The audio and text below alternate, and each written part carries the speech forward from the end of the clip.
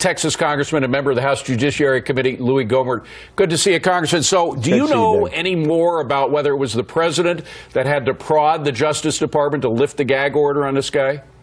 We don't know for sure, but one of the things that was most shocking was that a guy named Rosenstein, if that name sounds familiar since he appointed Mueller, I'm hearing a rumor that he was the guy that actually helped sign documents that got the whole thing, the original cover-up, done by sealing documents back early in the Obama administration so that Hillary could go through and make mega millions. Well, Congressman, let me cut to the chase here, because I wasn't going to ask this until the end of the interview, but Mueller was the head of the FBI when clearly they had information about corruption, racketeering in this deal before it was made.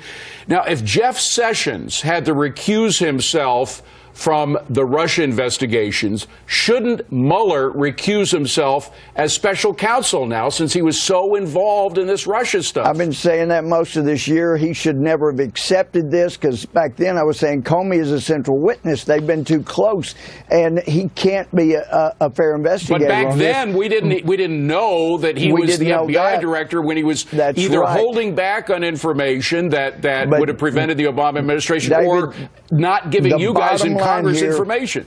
The blockbuster line here now is that he and Rosenstein had to be involved in him being the special counsel now, because now we know he needed to cover up the fact that he and Rosenstein originally covered up the first investigation, and they didn't, obviously they wouldn't want that coming out. Well, now it's out, and we're going to be having hearings, and we're going to get to the bottom of it, but Mueller should never have accepted that. He is so completely disqualified from investigating this, but he was FBI director. He knew all about what had gone on in Russians' efforts to get our uranium, and they sealed up that original, they covered up that original investigation, because it would have prevented the mega millions from coming into the Clinton Foundation. I don't know if it was covered up, Congressman, and we need to find out whether it was covered up. But the key is that we know they sealed these documents. We know they prevented that from coming out back then. I think most reasonable people would agree that in the whole